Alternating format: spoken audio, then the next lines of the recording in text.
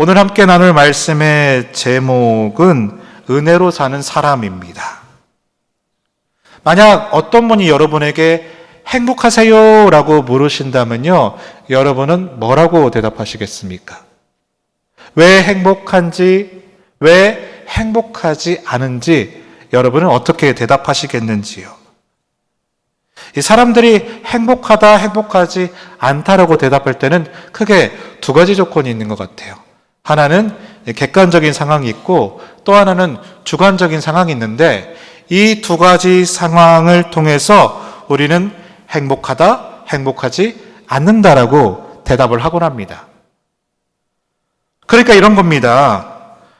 무조건 객관적인 상황이 좋다고 해서 행복한 것도 아니고요, 주관적인 조건이 좋아서 행복하다는 것이 아닌 이 모든 것들이 어우러져서 우리는 행복하다라고 말할 수 있다. 그래서 자문에서는 이렇게 고백하죠. 고기를 먹으면 매일 싸우는 것보다 많은 떡 하나라도 화목된 집안이 오히려 복되다라고 말씀하고 있습니다. 자, 그런데요, 우리 믿음의 사람들에게 있어서는 행복의 조건이 좀 다른 것 같아요. 여러분 그러지 않습니까? 아무리 객관적인 상황으로 인하여 주관적인 상황으로 인해서 결정이 되기도 하지만, 예를 들어요, 객관적인 상황이 아무리 나빠도 주관적인 조건이 아무리 좋지 않아도 우리가 행복이라고 말할 수 있는 그 전제 조건이 있는데, 그것은 무엇일까? 그것은 바로 은혜라는 거예요. 우리 한번 외쳐볼까요? 은혜. 은혜. 그러니까 객관적으로 아무리 나빠도 은혜가 있으면 괜찮아요라고 대답할 수 있고요, 주관적인 상황이 너무 힘들어도 은혜가 있다면 내가 그 길 갈 수 있어요 라고 대답한다라는 거야. 그래서 우리 믿는 사람에게는요, 은혜가 정말 중요하다는 겁니다. 그래서 저는 오늘 이 시간 은혜에 대해서 묵상하길 원하는데요, 우리가 읽은 말씀 여러분 참 많이 살펴보셨던 말씀이라고 생각합니다. 그런데 오늘 이 시간에는 은혜라는 렌즈에 맞춰서 한번 살펴보길 원합니다. 은혜로 어떻게 광야 같은 우리의 삶을 살아갈 수 있을까? 사랑할 믿음의 동역자 여러분, 우리의 삶이 광야같이 얼마나 힘들고 어려운지요. 근데 모세는요, 오늘 말씀을 기점으로 은혜로 살아가더라고요. 오늘 우리도 이 말씀을 살펴봄을 통해서 은혜로 행복합니다라고 살아갈 수 있는 여러분들 되시기를 주님의 이름으로 간절히 축복합니다. 자, 그러면 먼저 첫 번째로 살펴보고 싶은 것이 있는데요, 그러면 그 당시 모세의 상황이 어떠했는가, 이걸 같이 한번 살펴보겠습니다. 우리가 먼저 출애굽기 2장 25절 말씀과 3장 1절 말씀 읽어볼 텐데요, 2장 25절은 제가 읽고 3장 1절은 여러분이 읽어보겠습니다. 제가 25절 읽어보겠습니다. 하나님이 이스라엘 자손을 돌보셨고 하나님이 그들을 기억하셨더라.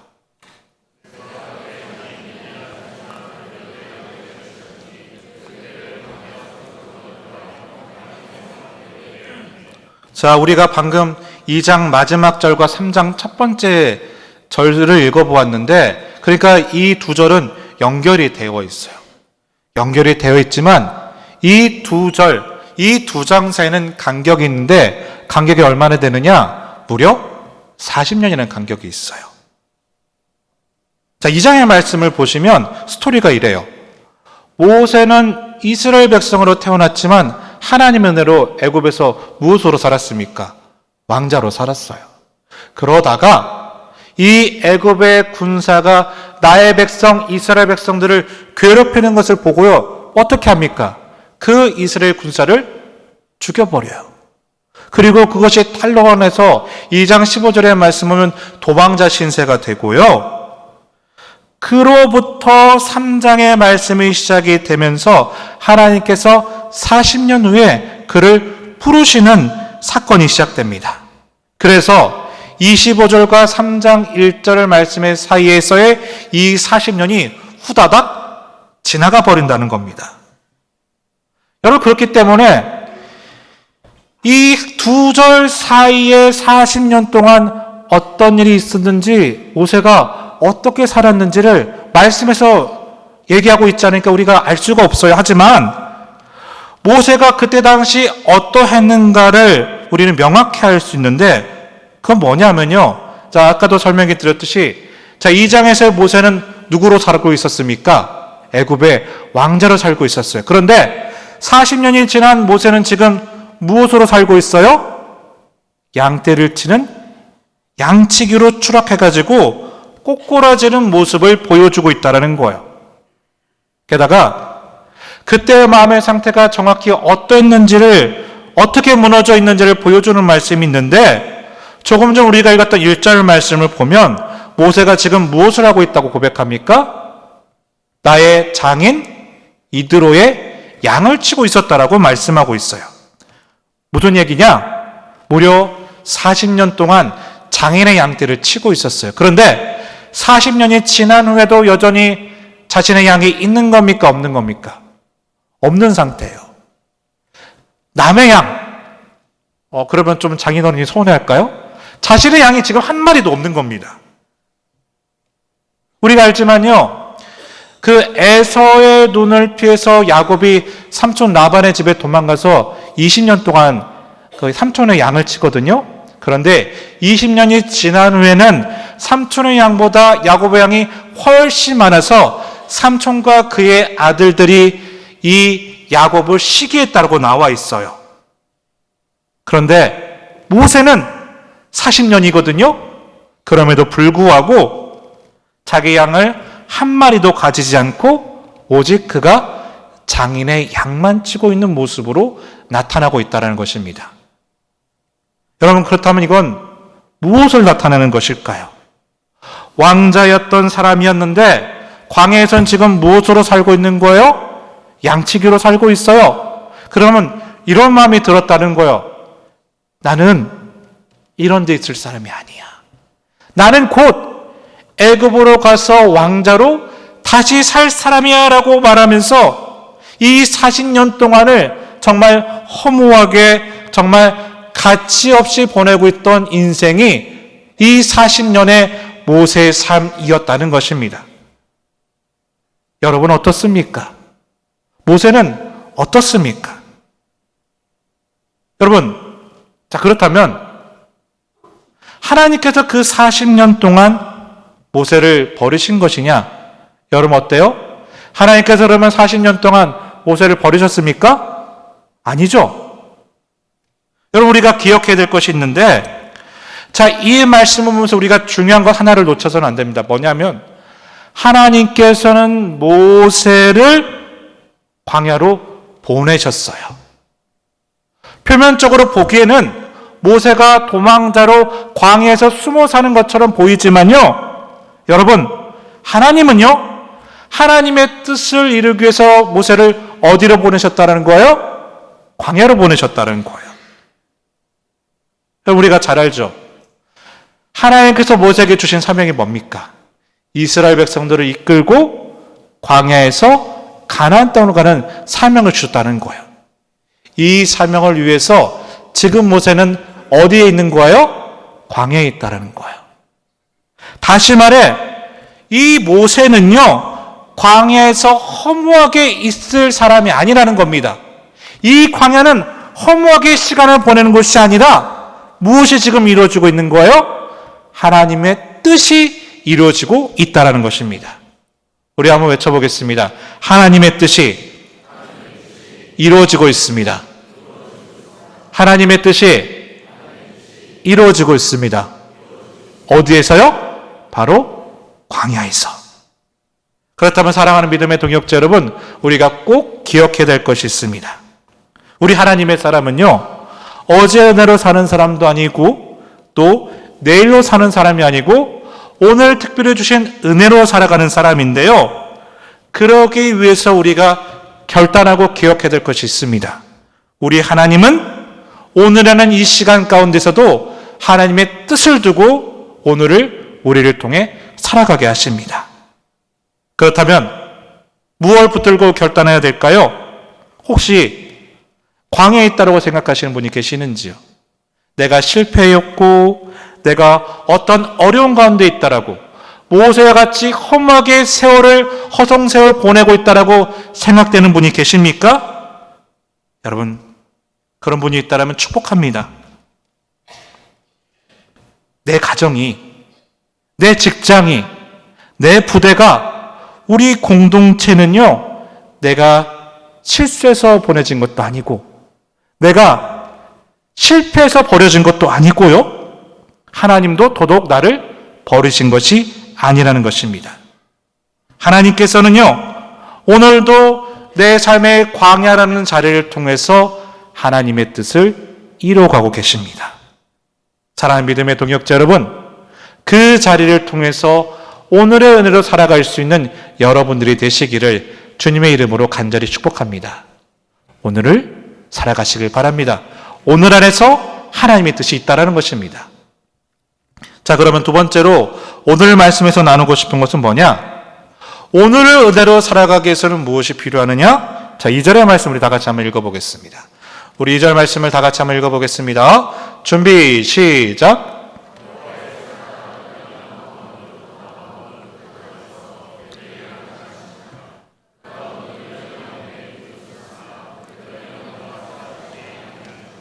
자, 이 말씀은 모세가 하나님을 만나는 장면인데, 하나님께서는 모세를 통해서 은혜로 살아가게 하시고, 오늘 말씀을 통해 모세는 그때로부터 늘 은혜로 담대게 살아가는 모습을 보여주고 있어요.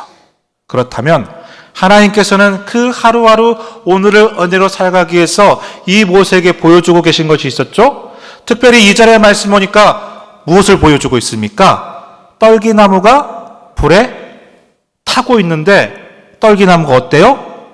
불에 하나도 타지 않는 모습을 보여주고 있습니다. 여러분, 신기하죠? 별로 안 신기하실까 보네요. 신기한 장면입니다. 왜냐하면 이제 떨기나무를 먼저 생각해 볼 것은 뭐냐면, 이 떨기나무는 당시에 아주 흔한 나무였어요. 하지만 아무 쓸모짝에도 없는 나무였습니다. 가시가 너무 많고 나무도 빼짝 말랐기 때문에 정말 쓸데없는 나무였거든요. 그런데 하나님은 모세를 하루하루 오늘의 은혜를 살아가기 위해서 이 떨기나무가 타는 이 기적과 같은 일을 보여주시는 거예요. 자, 하나님께서 불을 붙여줬더니 떨기나무가 타고 있습니다.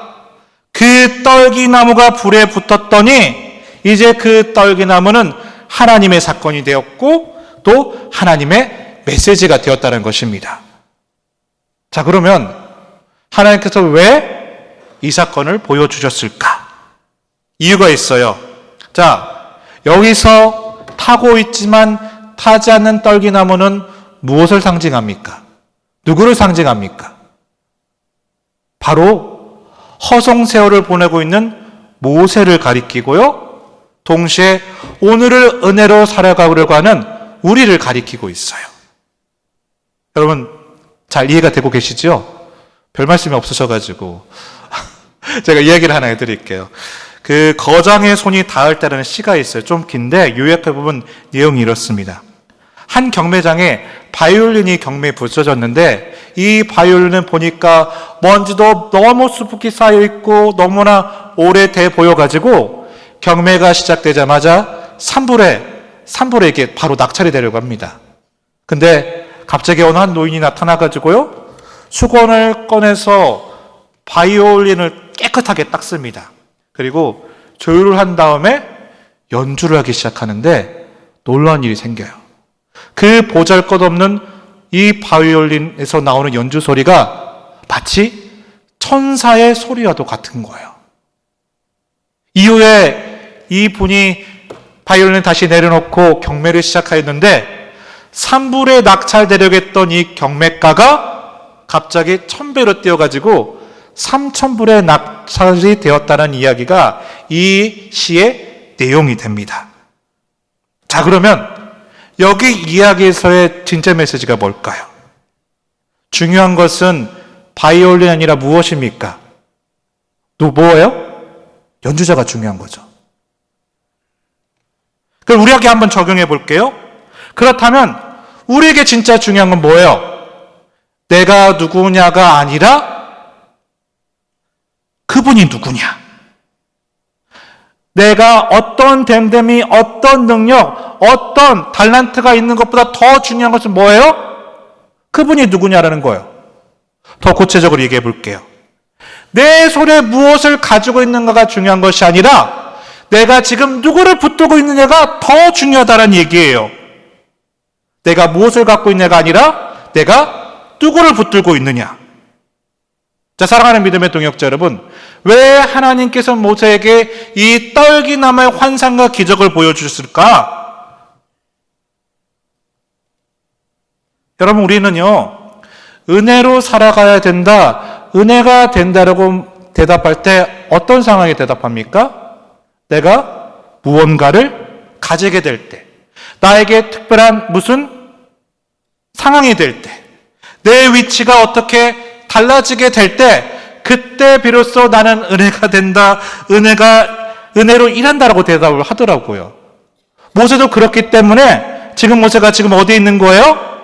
광야에 있기 때문에 그는 그 자리에서 은혜를 발견하지 못했다는 거예요. 왜냐하면요, 얼마 전까지만 해도 그는 애굽의 왕자로 살았는데 가진 것이 많았고 높은 위치에 있었고 모든 것을 누릴 수 있었는데요, 지금 광야에 오니까요, 가진 것도 사라지고요, 위치도 푹 꺼져버리고요. 그러니까 오늘을 살아가는 그 광야의 자리를 모세는 도무지 은혜라고 생각하지 않았다라는 겁니다. 그래서 하나님께서 계획하시는 그 은혜를 모세는 누렸습니까? 누리지 못했습니까? 누리지 못한 채로 그저 장인의 양을 치면서 세워라 세워라 하면서 허송소요를 보내고 있었다라는 거예요. 자, 그러면 이 떨기나무를 통해서 하나님께서 우리에게 보여주시는 메시지는 뭘까요? 여러분, 하나님의 일하심을 보여주시는 거예요. 우리 하나님은요, 소유로 일하시는 분이 아니라, 나의 어떤 위치로 일하시는 분이 아니라, 우리 하나님은 무엇으로 일하신다는 거예요? 바로 나를 통해서 일하신다는 겁니다. 그러니까 이 떨기나무에서 중요한 것은 뭡니까? 이 떨기나무의 가격이 얼마냐, 얼마나 크냐, 얼마나 효용성이 있느냐가 중요한 게 아니라 중요한 건 뭐예요? 불이 임했다라는 거예요. 하나님이 임재하셨다라는 거예요. 자, 두 번째, 오늘의 은혜로 살아가기 위해서 우리가 꼭 분별해야 될 것이 있어요. 그건 뭐냐? 우리는요, 소유나 위치를 위해서 살아가는 것이 아니라 우리의 삶이 하나님의 임재로 살아가게 될 때 오늘을 은혜로 살아갈 수 있는 겁니다. 우리 같이 한번 외쳐보겠습니다. 임재로 살아갑시다. 임재로 살아갑시다.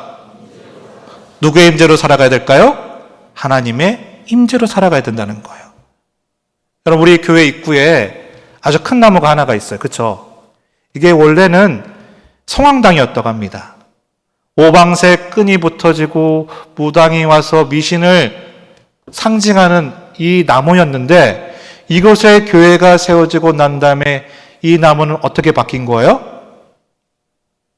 우상에 붙들려 있던 이 나무가 하나님의 교회가 세워지고 하나님을 믿는 믿음의 사람들이 함께 있게 되니까 이 나무는 이제 하나님의 은혜를 상징하는 나무로 바뀌게 된 거예요. 문화재로 또 지정됐잖아요. 여러분, 우리가요, 은혜로 살아가기 위해서 고민할 건 뭡니까? 내가 어떤 것을 가지고 있느냐, 소유물을 고민하기보다는 내가 누구로 붙잡혀 있느냐, 소유주를 생각해야 되고요. 그 소유주 하나님을 통하여 오늘 하루를 은혜로 살기 위해서는 무엇이 필요합니까? 나에게 그 하나님의 임재하심과 하나님 충만하심, 성령님의 임재하심과 성령 충만하심의 은혜가 오늘 이 자리 가운데 확신하며 나아가게 될 때 우리는 은혜로 살아갈 수 있다는 것입니다. 사랑하는 믿음의 동역자 여러분, 축복합니다. 소유도 많아지시고 자리도 높아지시기를 축복합니다. 그러나 더 중요한 것은 그분의 임재가, 또 그분의 성령의 불같은 은혜가 더욱더 충만해져서 이것들보다 더 큰 은혜로 믿으며 확신하며 살아갈 수 있는, 그 오늘의 은혜를 살아갈 수 있는 여러분 되시기를 주님의 이름으로 간절히 축복합니다. 자, 마지막 말씀인데요. 우리가 조금 더 읽어보기 원하는데, 하지만 오늘은 이제 13절 말씀 한번 읽어보도록 하겠습니다. 자, 출애굽기 3장 13절 말씀인데요. 우리가 같이 한번 읽어보겠습니다. 준비, 시작.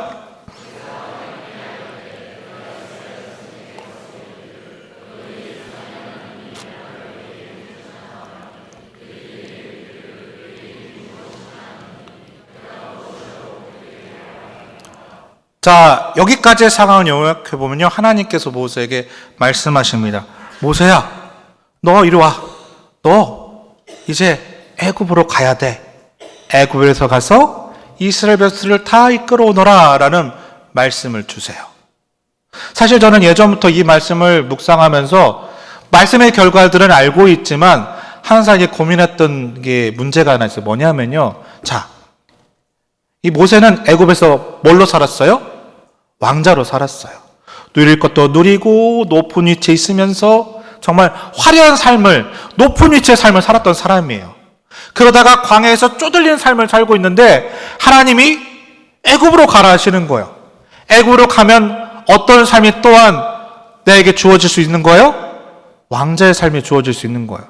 그래서 이런 고민을 해본 적이 있어요. 만약에 이 모세가 애굽으로 가서 왕자가 되려고 하나님의 사명을 까먹고 애굽에서 나오지 않으면 어떻게 될까라는 이런 생각을 좀 해본 적이 있습니다. 그렇죠? 애굽을 너무 사랑했고 애굽을 그리워했고 그래서 이 광야의 삶을 부정하면서 하루하루를 그저 허송세월을 보내며 내 양은 하나도 없이 살아왔던 이 모세의 삶, 애굽으로 가면 애굽으로 돌아오지 않을 수도 있잖아요. 여러분, 하나님께서 주신 은혜를 세우는 것은 정말 어렵습니다. 우리 하나님께서는요, 무려 40년 동안 오늘을 살아가는 은혜로 모세를 빌드업을 하셨는데, 그런데 은혜가 무너지는 건 한순간이더라고요. 40년 걸려서 은혜의 사람이 되었는데 애굽에 가자마자 변신하면 어떨까라는 이런 고민과 생각을 해본 적이 있었습니다. 물론 우리는 이 말씀을 잘 알고 있죠. 모세의 삶도 잘 알고 있죠. 이 모세의 결론은 어떻습니까? 모세는 그 애굽의 화려함에도 흔들리지 않았고 그 파라오 왕의 강력함 앞에서도 흔들리지 않았습니다. 심지어 어디까지 흔들리지 않았냐면요, 나중에 이스라엘 백성들을 이끌고 가나안 땅 앞에 다다르게 되었을 때 하나님께서 느보산 꼭대기, 비스가산 꼭대기에 오르게 하시면서 모세에게 말씀하세요. 모세야, 수고했다. 그런데 가나안 땅은 너는 가지 못해. 이 말씀도 불구하고요, 모세는요, 한결같이 은혜를 놓치지 않고 흔들리지 않는 사람이었다는 거예요. 여러분, 어떻게 이것이 가능할까요? 자, 모세가 끝까지 갈 수 있었던 것은 세 번째 결론입니다. 모세는 내가 무엇 때문에 무엇을 위하여 살아야 되는 것인지에 대한 진짜를 발견했기 때문입니다. 우리 한번 외쳐보겠습니다. 진짜를 발견했습니다. 진짜를 발견했습니다. 여러분, 그래요.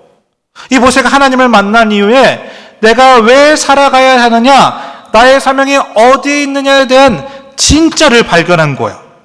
여러분, 우리도 마찬가지입니다. 내 삶의 진짜를 발견하게 되면요, 우리도 은혜로 살아갈 수 있게 된다는 거예요. 모세는 왜 살아야 되는지에 대한 그 이유와 사명을 발견하지 못했어요. 광야에서는 발견하지 못했다는 거예요.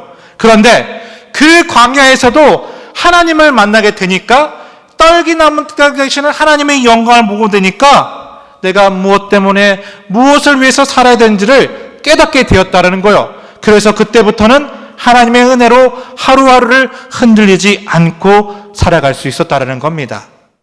사랑하는 믿음의 동역자 여러분, 믿음은요, 무엇에 따라 무엇을 위해 사는 것에 대해서 깨달아지게 될수록 그 믿음은 은혜가 되기도 하지만 때로는 고통이 되기도 하더라고요.